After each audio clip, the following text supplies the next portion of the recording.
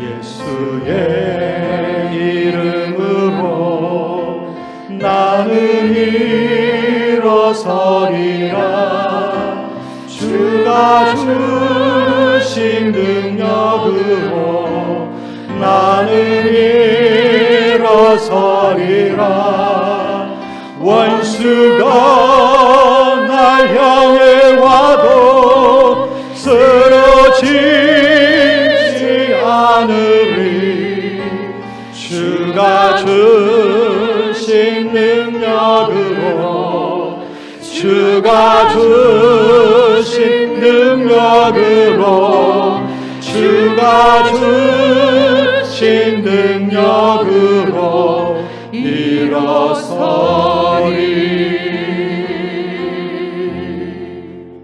이제 여러분을 위해서 기도합니다.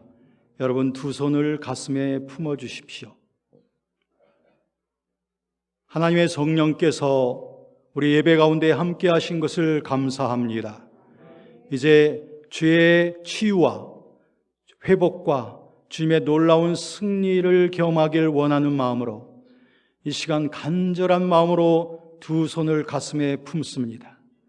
하나님, 성령께서 예수 그리스도의 손이 성령을 통하여 우리의 믿음을 통하여 이들의 소원 속에 접촉되어짐으로 말미암아 이들에게 치유가 있게 하여 주옵소서. 영혼이 치유되게 하셔서 주님만 사랑하게 하여 주옵소서. 육신이 치유되어짐으로 말미암아 건강한 몸으로 주님을 섬기게 하옵소서. 저들의 삶이 치유되어짐으로 말미암아 저들의 삶 속에 주의 빛을 드러나게 하옵소서. 존귀하신 주의 능력으로 주께서 이루심을 믿고 예수 그리스도의 이름으로 기도드립니다. 아멘. 화살같이 빠르게 지나가는 우리의 인생, 하지만 마지막 남는 한 가지, 그것은 오직 주님 사랑, 주님 의지함 이뿐인 줄로 압니다.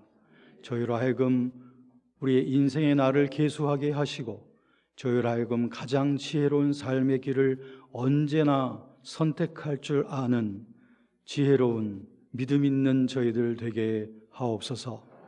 오늘도 주의 말씀 성령님 풀어주시어서 저희로 하여금 그 말씀 깨닫게 하시고 적용하게 하시며 그 말씀으로 인하여 열매 맺게 하옵소서. 예수 그리스도의 이름으로 기도드립니다. 아멘. 우리 인생길에서 마지막 우리가 소망하게 되는 것 한 가지가 있습니다. 그것은 주님을 더욱 사랑, 그리고 주님을 더욱 의지하는 것 아니겠습니까? 그렇습니다. 우리 거듭난 그리스도인들에게 가장 궁극적으로 마지막 남은 유일한 흔들리지 않는 소원이 있다면 내가 주님 안에서 더 자라나기 원하고, 그리고 모든 죄로부터 해방된 그런 성결된 거룩한 삶을 살아 우리 하나님만 전심으로 사랑하기를 원합니다. 네, 이러한 소원의 항구에 이르르신 분들은 참 행복한 분들이고요, 그리고 인생에서 가장 중요한 것을 붙잡으신 분들이라고 말하지 아니할 수 없습니다. 우리는 우리 주변의 우리 형제자매들이 다 이 진솔한 삶의 유일한 궁극적인 소원을 품고 살아갈 수 있는 우리 형제자매들이 될 수 있도록 그것을 우리의 기도의 제목으로 삼고 우리의 형제자매들 또 우리의 자녀들 위해서 기도하는 저와 여러분이 되었으면 좋겠습니다. 특별히 오늘 로마서 8장, 이 8장은 성경 66권 중에서도 가장 마치 등뼈와도 같은 그러한 곳이고, 그 8장 중에서도 가장 중요한 그 말씀의 결론이 바로 1절부터 4절까지에 이렇게 집합이 되어져 있습니다. 그러므로 오늘 이 말씀을 저와 여러분들이 잘 이해하시고 깨달으시면 정말 승리로운 영적 삶의 비결이 어디에 있는지를 확실하게 보실 수 있는 것이고, 그 진리를 적용하기 시작하면 우리 삶 속에는 승리가 계속 되어지는 것입니다. 여러분, 오늘 말씀을 우리 한 구절 한 구절 살펴보실 터인데, 이 말씀을 자세하게 살펴보기 전에 먼저 여러분들이 염두에 두셔야 될 것은, 이 말씀은 두괄식으로 전개된다. 좀 어려운 말이죠. 보통 문장 형식에는 두괄식이 있고 미괄식이 있습니다. 이 미괄식이라고 하는 것은 먼저 우리 상황의 문제나 우리 삶의 여러 가지 형편들을 먼저 소개하고 난 다음 점점 더 결론으로 이끌고 가는 형식을 미괄식이라고 해요. 보통 우리 한국인들에게 친숙한 형태는 바로 미괄식입니다. 먼저 우리 어려운 문제들, 형편사정 얘기하다가 마침내 결론으로 가는 거죠. 그런데 보통 서양 사람들은 주로 두괄식으로 얘기를 많이 합니다. 그러니까 결론부터 얘기를 하고, 그런 다음에 왜 그러냐 하면 그래서 이래서 그런 거야 하면서 설명이 뒤로 따라 붙는 거죠. 그러다 보니 오늘 말씀도 두괄식 문장이라고 할 때 가장 중요한 결론이 제일 먼저 붙어 있겠구나 라고 여러분들은 이제 미루어 보실 수가 있습니다. 그런데 우리들은 한국인들이기 때문에 한국식 정서에 맞는 방법으로 오늘 하나님 말씀을 한번 풀어보도록 할게요. 그러려면 우리는 1절부터 볼 게 아니라 마지막 4절부터 봐야 되겠죠. 그래서 4절을 보시면서 우리들은 여러 상황들, 문제점들을 먼저 보시게 될 겁니다. 그런 다음에 점차적으로 결론으로 행하게 될 거예요. 먼저 첫 번째로 4절을 보시도록 하겠습니다. 우리 4절을 한번 다 같이 읽어보실까요? 육신을 따르지 않고 그 영을 따라 행하는 우리에게 율법의 요구가 이루어지게 하려 하심이니라. 네, 이것은 오늘 말씀의 그 목적이 뭐냐, 왜 그런가, 문제가 뭔가 하는 것을 다루고 있습니다. 이 말은 우리 크리스찬들의 삶 속에 참 문제들이 많고 실패할 때도 많은데, 그래서 우리들에게 문제가 되는 게 무엇이냐, 그 부분을 다루고 있는 겁니다. 그래서 4절은 뭐라고 말하면, 하나님이 원하시는 게 있는데 그것을 우리가 추구하지 않기 때문이다 라고 하는 거예요.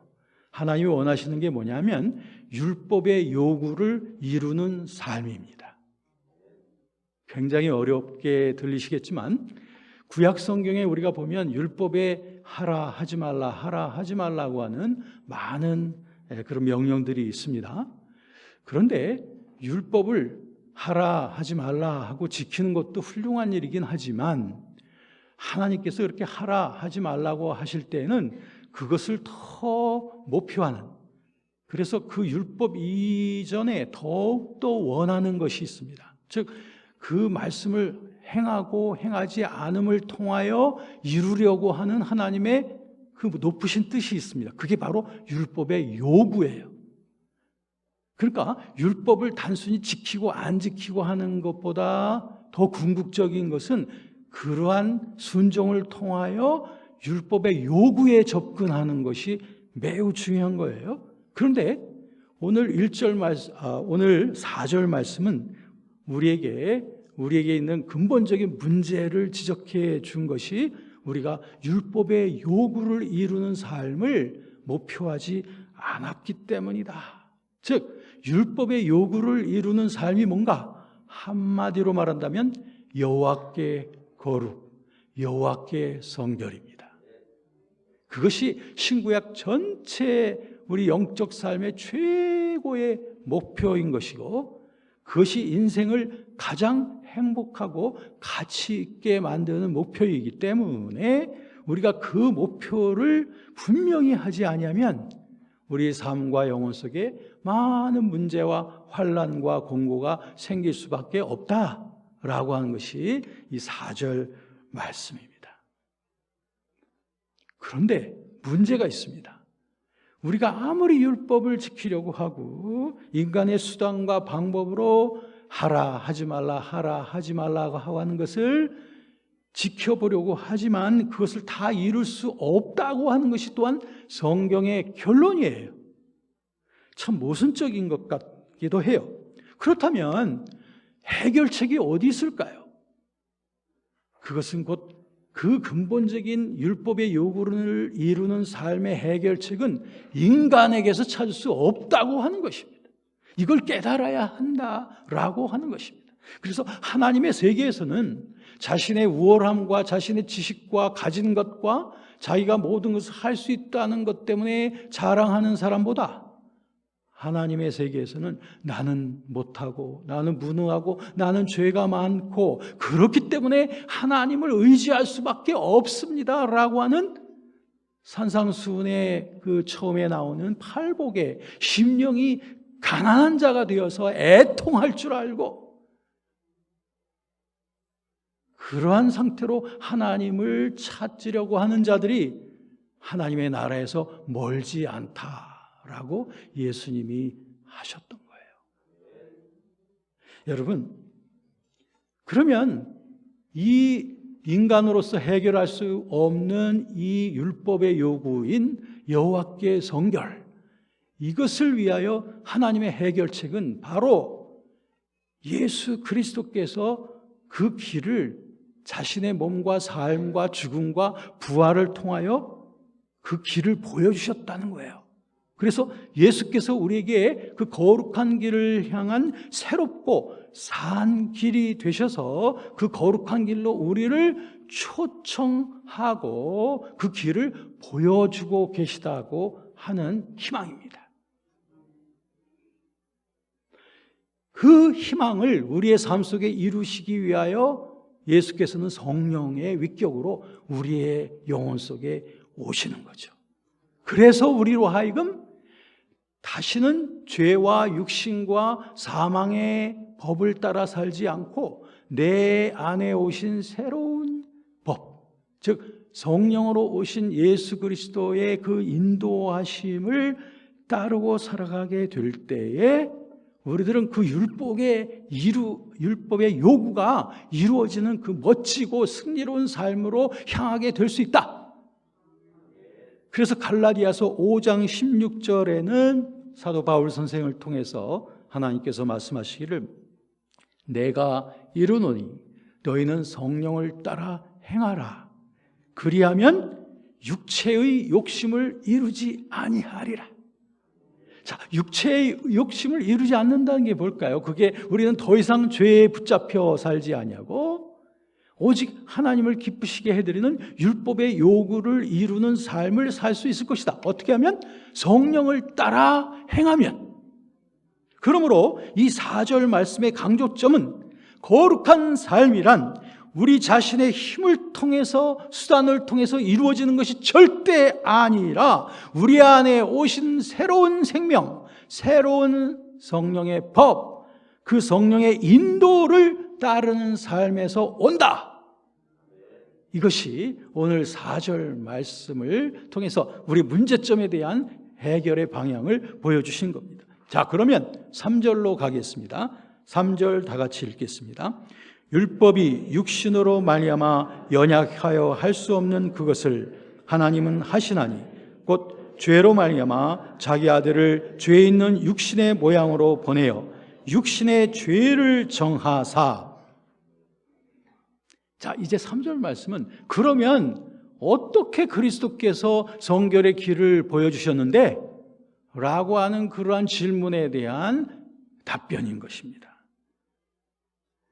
여기 오늘 말씀해 보면 율법이 육신으로 말미암아 연약하여 할 수 없는 그것이 뭐죠? 율법의 요구를 이루는 삶, 거룩함. 그것을 왜 율법이 못한다고요? 우리 안에서 육신이 우리가 너무 약하고 힘이 없기 때문에 내 속에서 그 율법이 작동을 제대로 할 수가 없다는 거예요. 왜? 우리가 죄된 육신이기 때문에, 아담으로부터 죄된 죄성을 유전으로 받은 우리들이기 때문에 우리의 힘과 수단으로는 율법을 온전히 성취해 갈 수가 없다.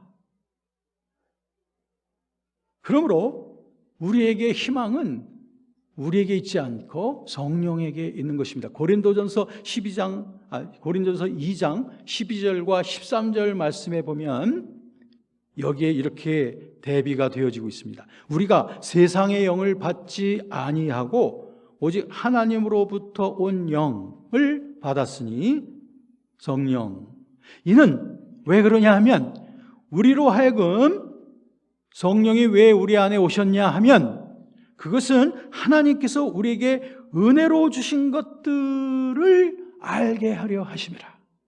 하나님께서 우리에게 은혜로 주신 것들이 엄청난데 그것을 성령을 통해서만 우리가 깨닫고 볼 수가 있다라고 하는 것이죠. 14절, 육에 속한 사람은 하나님의 성령의 일들을 받지 아니하나니 이는 그것들이 그에게는 어리석게 보이고 또 그것들을 알 수도 없나니 그러한 일은 영적으로 분별되기 때문이다. 그러니까 성령을 받지 못한 사람, 즉 예수 그리스도의 영을 받지 못한 사람은 하나님이 우리에게 주신 것들이 얼마나 영광스럽고 능력이 있고 지혜가 풍성한 것인지를 도대체 깨달을 수도 없고 볼 수도 없다는 거예요. 오히려 그들의 눈에서 볼 때는 하나님에 속한 것들이 다 어리석게 보일 뿐이에요. 그러니까 전혀 소망이 없는 것이죠. 그런데 예수께서 이 놀라운 일을 우리에게 보여주시기 위해서 스스로 죄로 말미암아, 오늘 말씀해 보면 죄로 말미암아라고 하는 표현이 있습니다. 이 말씀의 원래의 뜻은 예수께서 스스로 속죄 제물로서 드려졌다라고 하는 말입니다. 우리말 성경에 조금 더 보태서 설명을 드리는 거죠. 예수께서는 스스로 속죄 제물이 되셨다. 자, 그러면 여러분들이 구약 성경에 속죄제와 속건제가 생각이 날 겁니다. 그래서 속죄제라고 하는 것은 하나님과 나 사이의 그 죄의 문제를 위해서 내가 제사를 하나님 앞에 드리는 것이죠. 속건제는 거기에다가 조금 부가적으로 특별히 사람들과의 그 도덕적인 관계성도 포함이 되면서 보통 이웃들에게 범한 그런 허물들까지도 포함되기 때문에 주로 이제 배상해야 될 그런 책임, 이런 것들이 부과되는 것이 속건죄이긴 해요. 그런데 이제 여기서는 속죄 제물로 드려졌다라고 함으로써 예수께서 구약시대 때 우리가 하나님 앞에 속죄제를 드릴 때에 보통 제사장들이나 넉넉한 사람들은 수양이나 염소라든지 이런 것으로서 제물을 드렸지만 가난한 사람들을 위해서는 집비둘기 같은 것으로 또 드릴 수도 있었습니다. 그런데 예수께서는 우리의 죄를 위한 완전한 속죄의 희생제물이 되셔서 그래서 완전하게 단번에 우리의 죄의 문제를 해결해 버리신 우리의 희생양 되시는 속죄 제물 되시는 우리 예수 그리스도의 진짜로 믿습니다. 우리 좋으신 하나님, 우리의 어린 양 되신 우리 주 예수께 큰 박수 올려드리십시다.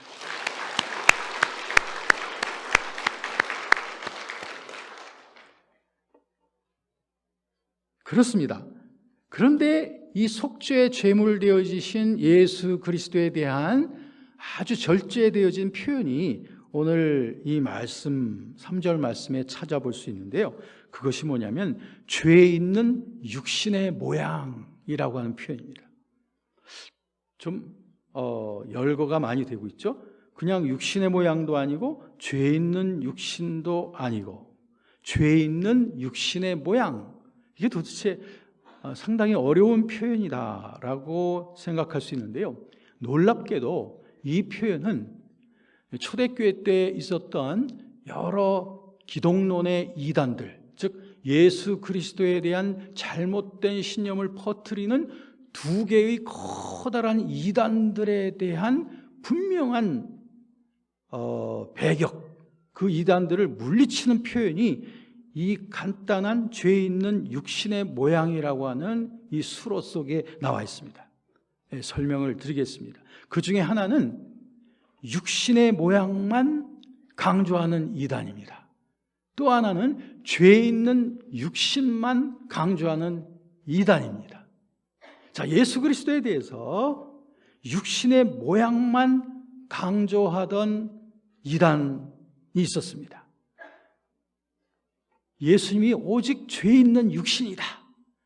나중에 가서 하나님으로 인정이 됐을 뿐이지 원래부터 예수는 우리 유대인들과 똑같은 죄 있는 육신으로 태어난 인간이다 라고 하는 관점에서 예수 그리스도를 해석한 이단이 있어요. 그것은 유대인들 속에 있던 이단입니다.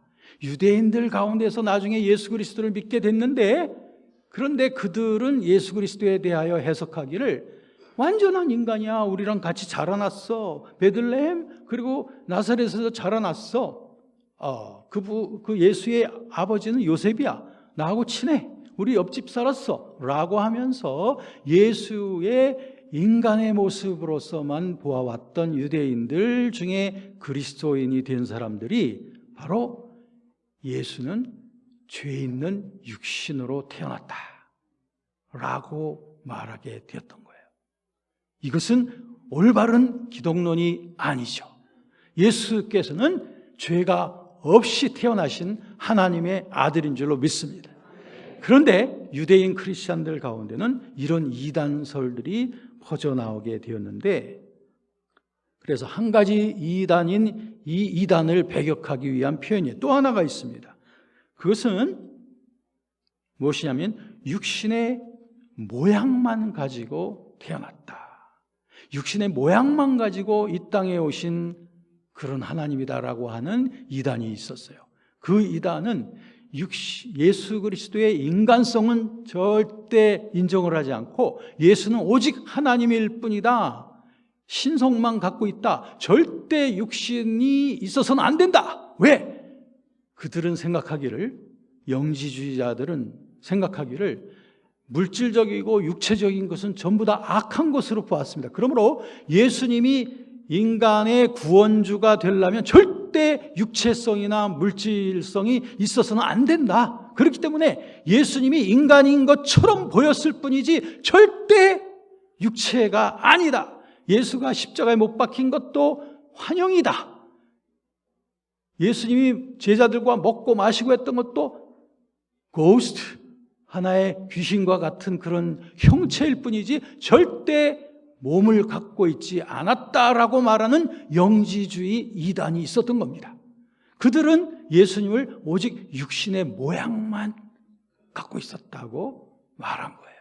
자, 그러면 죄 있는 육신의 모양이라고 오늘 성경에 기록되어진 그 이유가 결국엔 예수님은 죄 있는 육신이 아니고 또 육신의 모양이 아니라 죄 있는 육신의 모양으로 성육신하여 우리 곁에 오신 하나님, 완전한 인간이며 또한 완전한 하나님으로서의 예수 그리스도, 할렐루야. 그러한 완전한 인간성을 갖고 있으셔야만 우리 인간들의 죄 문제를 담당하실 수 있고, 완전한 하나님이셔야만 우리에게 구원의 길을 이끌어 가실 수 있는, 즉 완전한 하나님이시며 완전한 인간으로서 이 땅에 오신 예수 그리스도, 이 영화로우신 초월적인 우리 예수께 다시 한번 큰 박수 올려드립니다. 할렐루야. 아멘.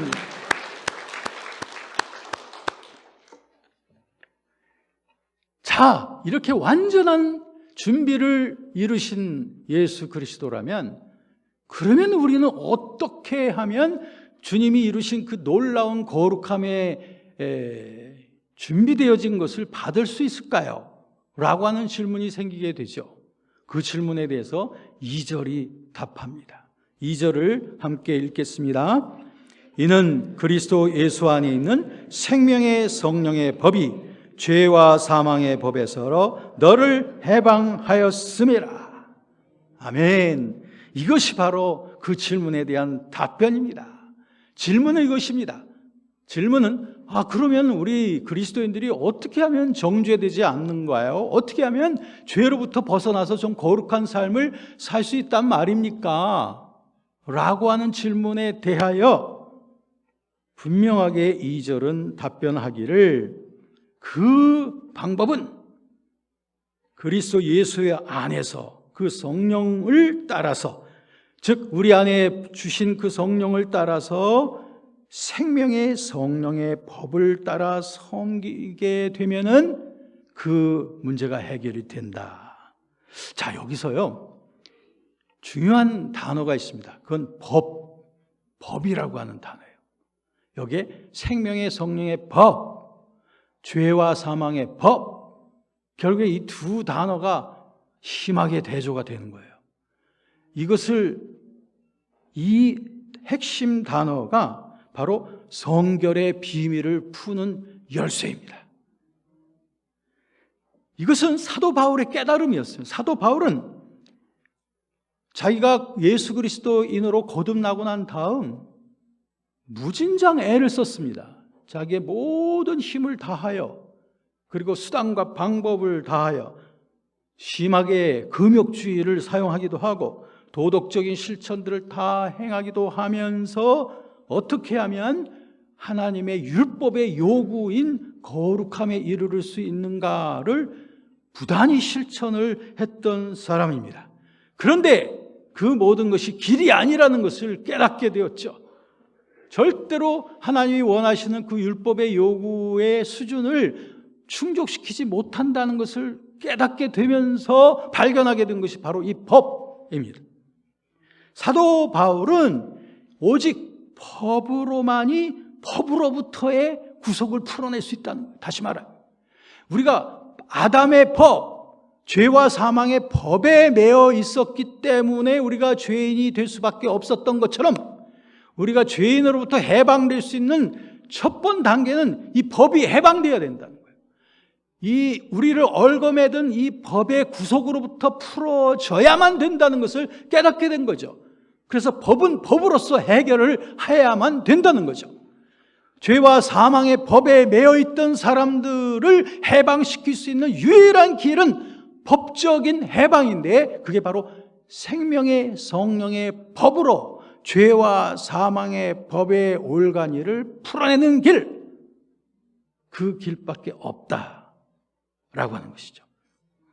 그러므로 그때부터 사도 바울은 다른 모든 것을 다 쓰레기와 같이 여기면서 오직 새로운 법, 생명의 성령의 법에 복종하는 삶을 살게 되었던 거죠.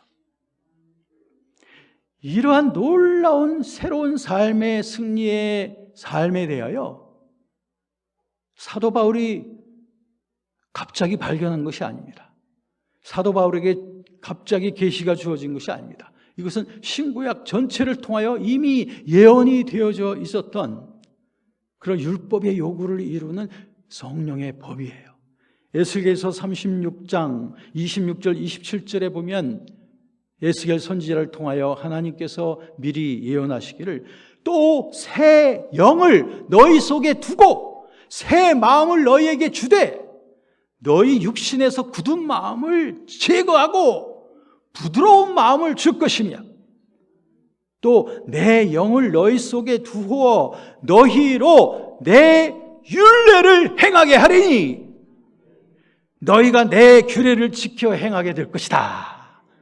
너희가 성령의 법을 따라서 마침내 율법의 요구를 이루는 삶을 살게 될 것이다.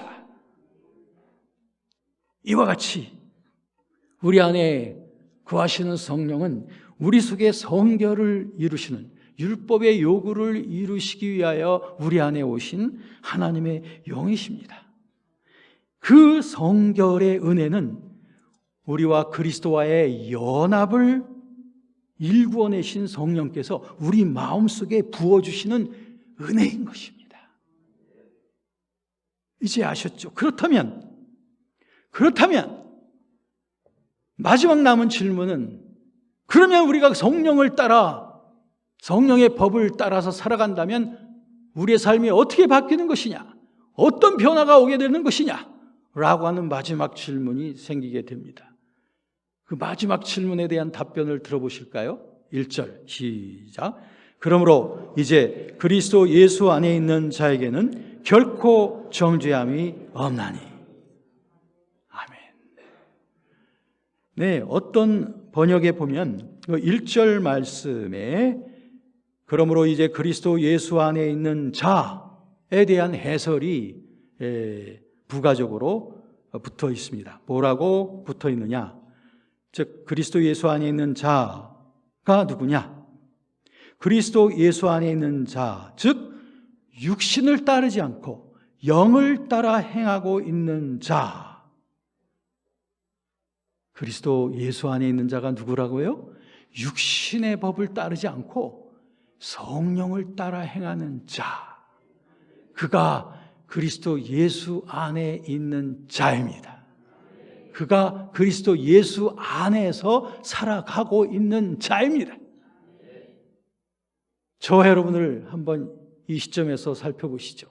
저와 여러분들은 지금 그리스도 예수 안에 이미 법정적으로 있는 자들이에요. 우리가 그 삶을 산다 해서가 아니라 그 삶을 비록 살고 있지 못한다 할지라도 우리들은 이미 그리스도 예수 안에 법정적으로 연결이 되어 있는 자들이에요. 그렇다면 우리의 법적 지위가 그리스도 예수 안에 연합되어져 있다면 그 법적 지위를 누려야 될 거 아닙니까?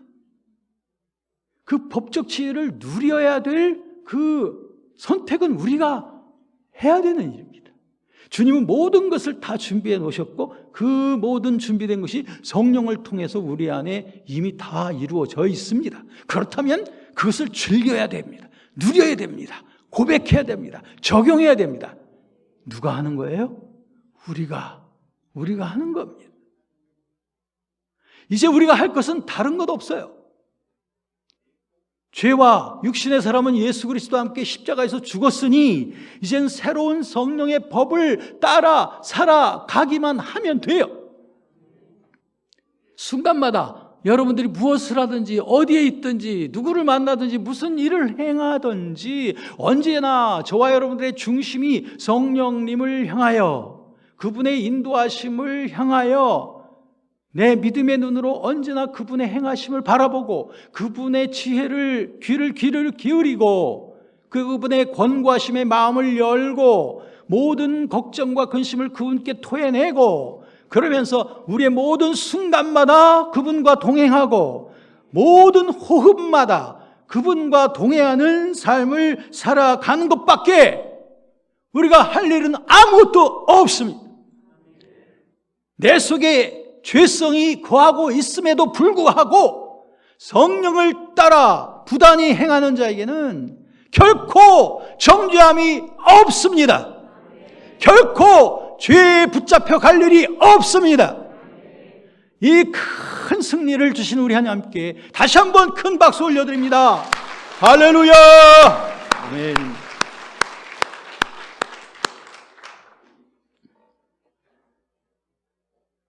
그러므로 1절의 마지막 결론은 그러므로입니다. 오늘 1절의 마지막 제일 처음에 나와 있는 이 그러므로는 신구약 66권에 담겨져 있는 그 율법의 요구를 이루기 원하시는 하나님의 모든 설명과 권고의 그러므로입니다. 그리고 로마서 1장부터 7장까지의 모든 구원의 길에 대한 모든 설명에 대한 그러므로인 것입니다. 그러므로서 로마서 1장부터 3장까지 이방이나 유다이나 하나님의 시각에서 모든 사람들이 다 죄인이다. 그러므로 4장부터 5장까지 그러므로 우리가 의롭게 되는 것은 오직 예수 그리스도의 공로를 우리가 받아들이는 것, 그래서 그 일로만 우리가 하나님 앞에 화목될 수 있을 뿐이다. 그러므로 그런 그리스도를 받아들임으로 말미암아 칭의, 의롭다함을 받은 자들에게는 로마서 6장 예수 그리스도와 연합이 되어짐으로 말미암아 그분의 십자가와도 연합이 되어진 것이고 그분의 부활하심과도 연합이 되어진 것이다. 그러므로 6장 12절부터 23절까지는 그렇기 때문에 우리들은 예수 그리스도를 나의 주인으로 나는 종으로서의 섬김의 삶이 시작이 되어지는 것이고 로마서 7장 그것은 마치 부부처럼 이제는 옛 주인이었던 아담 옛 남편이었던 아담으로부터 내가 해방이 되어졌으니 이젠 새로운 남편 대신 오직 그리스도만 섬기는 것, 그리스도께만 순종하는 것, 그것이 우리의 그러므로인 것입니다. 그 모든 십자가의 연합과 그리고 주인과 종의 관계의 모든 결론과 그리고 남편과 아내 사이의 그 모든 윤리의 모든 결론이 바로 성령의 인도하시는 발을 따르는 삶, 거기에 집합이 되어져 있는 것입니다. 여러분, 혹 여러분들 가운데 여태껏 행복을 추구하시고 인생에 흔들리지 않는 쾌락을 찾아오셨으나 마치 신기루처럼 내게서 금방 떠나가 버리고 그 행복의 파랑새는 영원히 내 곁에 있지 않았구나 라고 하는 것을 깨닫고 계십니까? 그러나 여러분들을 영원히 실망시켜드리지 아니할 결코 어떤 죄와 사망의 법에서도 어떤 세상의 굴레에서부터도 여러분들을 해방시켜서 승리와 행복과 뺏기지 않는 그 즐거움에 넘치게 하실 분, 바로 우리의 예수 그리스도이시고, 예수 그리스도께서는 이 모든 준비를 자신의 몸으로 다 이루신 후에 우리에게 성령을 보내시면서 그 성령의 위격으로 그분이 우리와 함께하고 계십니다. 우리의 행복의 길, 그것은 단순함에 있습니다. 그 단순함이란 오직 내 안에 계신 우리의 주인, 우리의 새 남편 되신 우리의 주님, 그 성령 하나님의 인도하심을 쉬지 않고 따르는 삶입니다. 여러분, 저는 지금까지 8장 1절부터 4절을 통하여 신자의 영적 삶의 궁극적인 목표는 바로 거룩함을 이루어가는 삶이라고 말씀드렸고, 그리고 이를 이루기 위해서 예수께서는 죄 있는 육신의 모양으로 우리를 위한 속죄 제물이 되셨다는 점을 설명드렸습니다. 그래서 그리스도인은 이 그리스도와의 성령 안에서의 연합을 통해서 이제는 성령의 법을 따라 행할 때 거룩한 삶의 열매를 맺게 된다는 점을 확증해 드렸습니다. 마침내 이 성령과 동행하는 자에게는 결코 정죄함이 없는 자유와 승리의 삶이 영원토록 보장된다는 점을 강조했습니다. 이 두갈식으로 표현되어진 문장의 제1절이야말로 사도 바울의 삶에 있어서의 가장 커다란 승리의 개가입니다. 이처럼 그리스도 안에 있다고 하는 것, in Christ, 그것은 바로 성령을 따라 행하는 삶, 즉 주님과 동행하는 삶을 말합니다. 저와 여러분들도 사도 바울처럼 이 그러므로로 시작되는 로마서 8장 1절에 결코 정죄하지 않는 삶의 자유와 행복이 여러분의 일생 동안 영원토록 만끽되는 그런 승리로운 영적 삶이 되시기를 간절히 축원합니다. 기도합니다. 존귀하신 하나님, 주님은 승리자이십니다.